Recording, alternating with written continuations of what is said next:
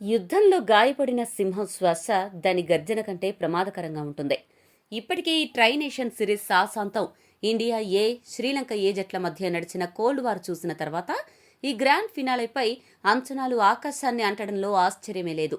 అందులోనూ గత match super over సందర్భంగా జరిగిన ఆ హై వోల్టేజ్ గొడవ ఇరు జట్ల మధ్య అగ్నికి ఆజ్యం పోసింది. గ్రౌండ్లో మాటల యుద్ధం జరిగితే మన వాళ్ళు దాన్ని మనసులోకి తీసుకున్నారు. ముఖ్యంగా నన్నెవడైనా కెలిగితే వాళ్లకు చుక్కలు బ్యాట్తో చూపిస్తా అని ప్రత్యర్థులకు బ్యాట్తోనే సమాధానం చెప్పే వైభవ్ సూర్యవంశీ ఆ గొడవను ఓ పట్టుదలగా మార్చుకున్నాడు. సైలెంట్గా ఉన్నవాడిని గెలికితే వైలెంట్గా ఎలా మారతాడు, దాని రిజల్ట్ ఎలా ఉంటుందో లంక టీంకు కళ్ళెదుటే వైభవ్ లైవ్లో చూపించాడు. బరిలోకి దిగింది 18 ఏళ్లు కూడా నిండని ఓ పసివాడు అని లంక ఆటగాళ్లనుకున్నారు. కానీ క్రీజులో కడుగుపెట్టింది ఓ అణుబాంబు అని లంక బౌలర్లకు తొలి ఓవర్లలోనే అర్థమైపోయింది. త్రేతాయుగంలో ఆ హనుమంతుడు తోకకు అంటిన మంటతో లంకా దహనం చేస్తే, ఈ కలియుగంలో మన బుడ్డోడు తన బ్యాటుకు అంటిన కసితో శ్రీలంక బౌలింగ్ సామ్రాజ్యాన్ని నిలువునా దహించివేశాడు. అక్షరాల 324 స్ట్రైక్ రేట్తో లంకా దహనం చేసి అతడు సృష్టించిన పరుగుల సునామీకి లంక బౌలర్ల అహంకారం, ఆత్మవిశ్వాసం అన్నీ పిచ్ పైనే కాలి బూడిదైపోయాయి. బంతిని వేయడమే వాళ్ల వంతు, దాన్ని గ్యాలరీలోకి పంపడమే వైభవ్ వంతు అన్నట్లు సాగిన ఈ మారణ హోమంలో శ్రీలంక గెలుపు ఆశలు శాశ్వతంగా సమాధి అయిపోయాయి. అతడి భీకరమైన హిట్టింగ్ దెబ్బకు సగం మంది లంక బౌలర్లు చేతులెత్తేయడమే కాదు, అసలు బౌలింగ్ ఎందుకు ఎంచుకున్నామా అని తలలు పట్టుకున్నారు. కసి, పట్టుదల, తెగువ ఈ మూడు కలగలిపితే ఒక ఆటగాడు ఎంతటి విధ్వంసానికి మారుపేరుగా మారతాడో చెప్పడానికి ఈ ఫైనల్ మ్యాచే ఒక సజీవ సాక్ష్యం. అడుగడుగునా ఉత్కంఠ రేపిన ఈ మహాసంగ్రామంలో లంక అహంకారాన్ని అణిచివేసి దర్జాగా కప్పును ఎగరేసుకుపోయిన ఇండియా ఏ అద్భుత విజయగాథను, వైభవ్ సూర్యవంశీ సృష్టించిన ఆ కళ్ళు చెదిరే విధ్వంసకాండ ఎలా సాగిందో ఇప్పుడు చూద్దాం. టాస్ గెలిచిన శ్రీలంక కెప్టెన్ పిచ్పై ఉన్న కాస్త తేమను చూసి, ముందు మీరే బ్యాటింగ్ చేయండి బ్రదర్ అని ఇండియాను ఆహ్వానించాడు. పాపం పిలిచి మరీ సింహం బోనులో తలపెట్టానని ఆ లంక కెప్టెన్కు అప్పుడు తెలియదు. బ్యాటింగ్కు దిగిన భారత కుర్ర కిషోరాలు లంక బౌలర్ల అహంకారాన్ని బంతి రూపంలో గ్రౌండ్ నలుమూలలకు తరిమి కొట్టారు. నిర్ణీత 50 ఓవర్లలో బోర్డుపై 377 అనే ఓ బాహుబలి లాంటి భారీ స్కోరును నిలబెట్టి లంక టీం గుండెల్లో రైళ్లు పరిగెత్తించారు. ఈ విధ్వంసకాండలో ఒక్కో ఇన్నింగ్స్ ఒక్కో ఆణిముత్యం. అందులోనూ వైభవ్ సూర్యవంశీ ఆడిన ఆట చూస్తే సాక్షాత్తు ఆ క్రికెట్ దేవుడు కూడా లేచి నిలబడి చప్పట్లు కొట్టాల్సిందే. అసలు పిచ్పై బంతి కాస్త ఆగి వస్తోంది. మిగతా బ్యాటర్లందరూ కనీసం 100 స్ట్రైక్ రేట్ను మెయింటైన్ చేయడానికి నానా తంటాలు పడుతున్నారు. అలాంటి చోట మన బీహార్ బుల్లెట్ వైభవ్ సూర్యవంశీ మాత్రం నా రూటే వేరు అన్నట్లు చెలరేగిపోయాడు.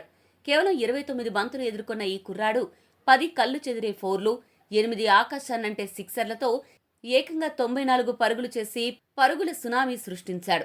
అక్షరాల 324 స్ట్రైక్ రేట్తో బ్యాటింగ్ చేసి రఫ్ఫాడించాడు. వన్డే మ్యాచ్ను వీడియో గేమ్లా మార్చేసి కేవలం 11 బంతుల్లోనే హాఫ్ సెంచరీ కొట్టి లిస్ట్ ఏ అత్యంత వేగంగా అర్ధ సెంచరీ కొట్టిన ఆటగాడిగా రికార్డు సృష్టించాడు. క్రికెట్ చరిత్రలో ఇలా ఒక 15 ఏళ్ల కుర్రాడు అరాచకం సృష్టించడం బహుశా ఎవరు చూసుండరు. లంక బౌలర్లు వేసే ప్రతి బంతిని బౌండరీ లైన్ దాటించడమే లక్ష్యంగా పెట్టుకున్నాడు. అతడు కొట్టిన దెబ్బకు శ్రీలంక ఫీల్డర్ల పని బౌండరీల వెలుపల పడిన బంతులను ఏరుకురావడమే సరిపోయింది. ముఖ్యంగా మహ్మద్ సిరాజ్ వేసిన 2వ ఓవర్ అయితే లంక బౌలింగ్ చరిత్రలోనే ఓ పీడకల. ఆ ఓవర్లో వైభవ్ వరుసగా హ్యాట్రిక్ సిక్సర్లు, 2 బౌండరీలు బాది గ్రౌండ్లో పరుగుల సునామీ సృష్టించాడు. ఆ దెబ్బకు బౌలర్ల మొహాల్లో రక్తం చుక్కలేదు. ఇక దులాస్ సముదిత బౌలింగ్లో అయితే క్రీజ్లో డీప్గా వెళ్లి మరీ 2 సిక్సర్లు, 2 ఫోర్లు బాది 11 బంతుల్లో రికార్డు హాఫ్ సెంచరీని ముద్దాడాడు. కుగాతాస్ మతులన్ వేసిన బంతులైతే ఎక్కడ పడుతున్నాయో ఎక్కడికి వెళ్తున్నాయో టీవీ కెమెరాలకు కూడా చిక్కనంత వేగంగా గాల్లోకి లేచాయి. కేవలం ఒకే లెంత్ను నమ్ముకోకుండా కవర్స్ మీదుగా క్లాసిక్ డ్రైవ్స్, పాయింట్ మీదుగా పదునైన కట్ షాట్లు, కీపర్ తల మీదుగా అద్భుతమైన ర్యాంప్ షాట్, బౌన్సర్లను స్క్వేర్ లెగ్ మీదుగా గ్యాలరీలోకి పంపిన హుక్ షాట్లతో మైదానంలో నలువైపులా విశ్వరూపం చూపించాడు.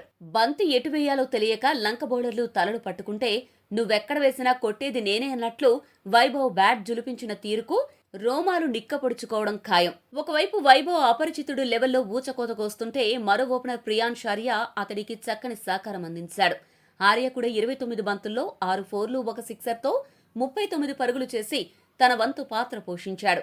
వీళ్ళిద్దరి విధ్వంసానికి టీమిండియా స్కోరు బోర్డు కేవలం 8.5 ఓవర్లలోనే 132 పరుగుల వద్దకు చేరింది. టీ20లోనే పవర్ ప్లేలో ఈ స్కోరు రావడం గగనం. అలాంటిది వన్డే మ్యాచ్లోని ఈ రేంజ్ ఓపెనింగ్ పార్ట్నర్షిప్ చూసి శ్రీలంక డ్రెస్సింగ్ రూమ్ సైలెంట్ మోడ్లోకి వెళ్లిపోయింది. సెంచరీకి కేవలం 6 పరుగుల దూరంలో వైభవ్ అవుట్ అయినప్పుడు గ్రౌండ్ మొత్తం నిశ్శబ్దమైపోయింది. అది అతడు అవుట్ అయ్యాడనే బాధ కాదు, ఓ అద్భుతమైన ఇన్నింగ్స్ ముగిసిపోయిందే అనే వెలితి. ఓపెనర్లు ఇద్దరూ వెనువెంటనే పెవిలియన్ చేరిన తర్వాత మ్యాచ్ కాస్త నెమ్మదించింది. మిడిల్ ఆర్డర్లో రుతురాజ్ గైక్వాడ్, కెప్టెన్ తిలక్ వర్మ బాధ్యతాయుతమైన ఇన్నింగ్స్ ఆడారు.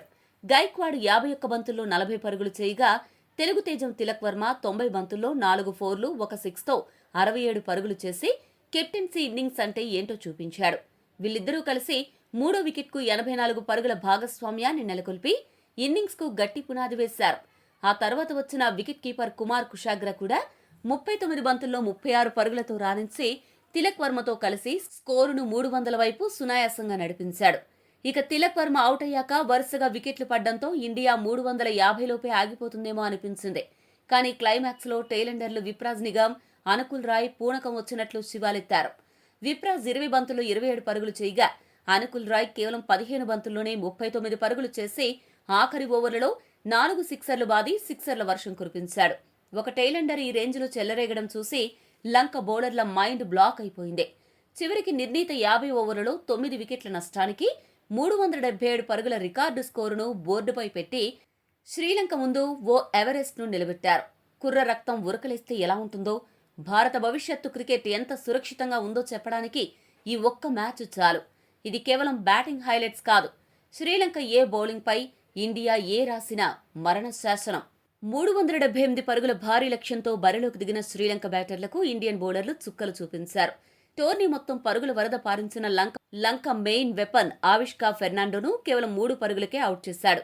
రుతురాజ్ గైక్వాడ్ అన్బిలీవబుల్ క్యాచ్ పట్టడంతో ఫెర్నాండో షాక్ అయ్యాడు. అలా లంకకు తొలి షాక్ తగిలింది.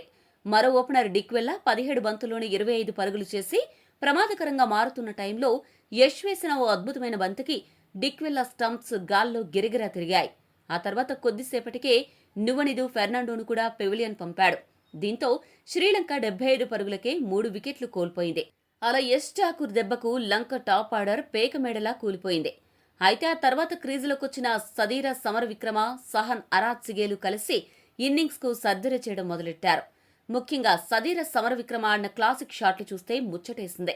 44 బంతుల్లోనే 52 పరుగులు చేసి హాఫ్ సెంచరీతో లంక శిబిరంలో మళ్లీ ఆశలు చిగురింపజేశాడు. మరోవైపు అరాత్సిగే కూడా 40 బంతుల్లో 38 పరుగులతో గోడలా నిలబడ్డాడు. వీళ్ళిద్దరి భాగస్వామ్యం చూసి మన డ్రెస్సింగ్ రూమ్లో కాస్త టెన్షన్ మొదలైంది. సరిగ్గా ఆ టైంలో ఎంట్రీ ఇచ్చిన యువ ఆటగాడు అశోక్ శర్మ సమర విక్రమను పెవిలియన్కు పంపాడు. ఇక ఆ తర్వాత కెప్టెన్ తిలక్ వర్మ బంతిని అందుకుని నాయకుడంటే ముందుండి నడిపించాలి అని నిరూపిస్తూ సెట్ అయిన అరాత్సిగేను స్వయంగా తానే అవుట్ చేసి లంక గుండెల్లో రైలు పరిగెత్తించాడు. ఆ తర్వాత వచ్చిన రవీందు ఫెర్నాండో కాస్త ఎగరబోతే స్పిన్నర్ విప్రాజ్ నిగమ్ అతడి రెక్కలు కత్తిరించాడు. సరే, ఇక సగం టీం అవుట్ అయిపోయింది కదా, ఇక లంక త్వరగా ఆలౌట్ అవుతుంది అనుకుంటే లంక లోయర్ ఆర్డర్ బ్యాటర్లు వనుజ సహన్, విజయకాంత్, వియస్కాంత్ అద్భుతంగా బ్యాటింగ్ చేశారు.